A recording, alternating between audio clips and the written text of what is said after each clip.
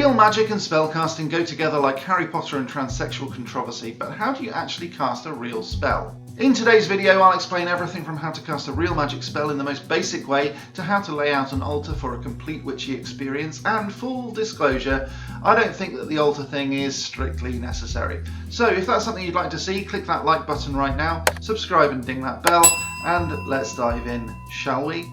First things first is to explain what a spell actually is. Now, I'm not going to claim that magic can solve every problem, and I definitely am not going to lie to you in this video. So if you're here for ice or fire magic, or you just want to fly or defy the laws of physics, you're probably talking about the sort of magic that you see in the movies, the whiz-bang green flashy lights thing. That's not real, but it does have elements of truth in it, so let me explain. When Harry Potter or any other wizard casts a spell in the movies, you see a blast of light issue from their wand, don't you?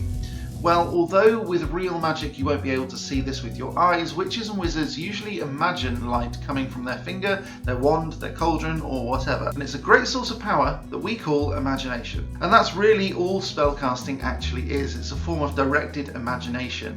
Here's where I get a little bit controversial though, so grab your rosary beads, say your Hail Marys. Are you ready? There is very little difference, I believe, between prayer and spellcasting. Both are wishful thinking, essentially. And the reason that I prefer spells over prayer is because it's active rather than passive in asking for what you want. Both have benefit, and I'll explain why in a moment, but it's important to note that spells are more effective than prayer because they involve more of you than just your mouth. Spellcasting uses symbols. You might burn incense that isn't usually burned during prayer. You might make something or light a special coloured candle or make a tea of some herb or bathe at a specific time. You might daub yourself in specially prepared oils, for example. All of this is more than just asking for something.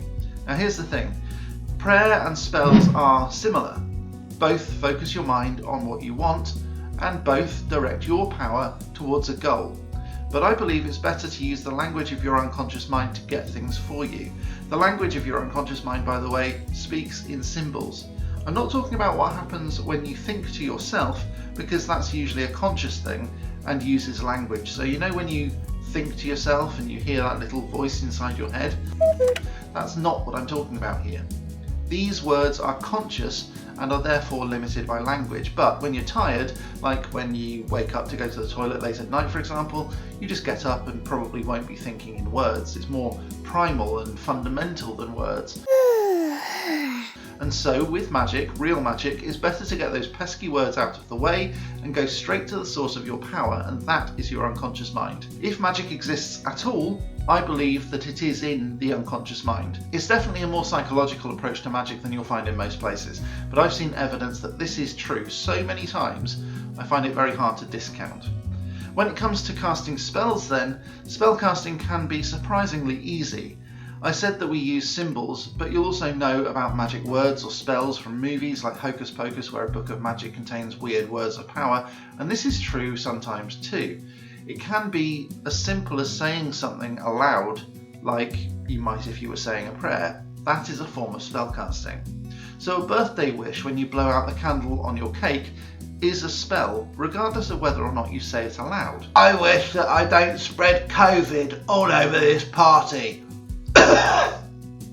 But spellcasting can also be a lot more complicated than that. This is an altar. Witches use altars to direct the powers of the elements, earth, air, fire and water, to direct the fifth element, which is spirit, to do their bidding. In order to symbolise these elements, witches usually have four main corners to their altar. Earth, which is usually symbolised by a rock or a stone or a little pot of salt or something like that. Air, which is often symbolised by a feather. Fire, which is usually a candle, and white is the normal choice, but it may depend on the sort of magic that's being worked that day. And finally water, and water's the easiest symbol because they usually use a little pot or cauldron of water. And while I'm talking about cauldrons, the altar might also have a separate cauldron, usually a bigger one, for mixing ingredients. It might have a cloth for decoration, an Athames or a ceremonial knife, and a book of shadows. Let's look at these last two a little more. Most people new to witchcraft will assume that the knife known as an Athame is used to sacrifice or let blood or do something else that's equally as brutal and potentially gross. And while I don't doubt that it can be used for that, most Athames are only ever used to cut the ether. What I mean by that is that it's symbolic only, it cuts the air. It's used for working with magic and working with the imagination, and it's never really used to cut anything physical.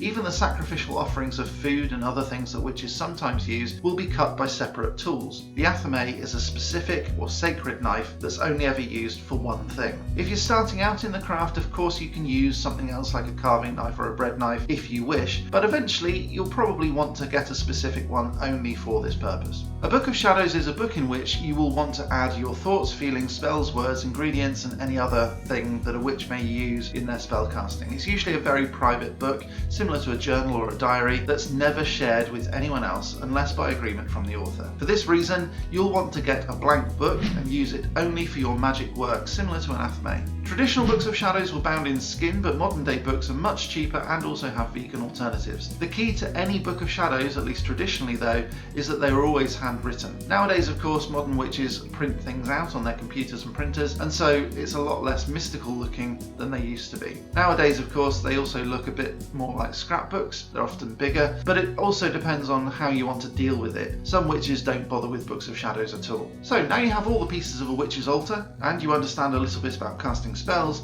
Get going and let me know how you get on. If you like this video, make sure you click that like button, subscribe and ding that bell if you haven't already. I'll be back next time with some more magical awesomeness, but until next time, as always, Stay magical.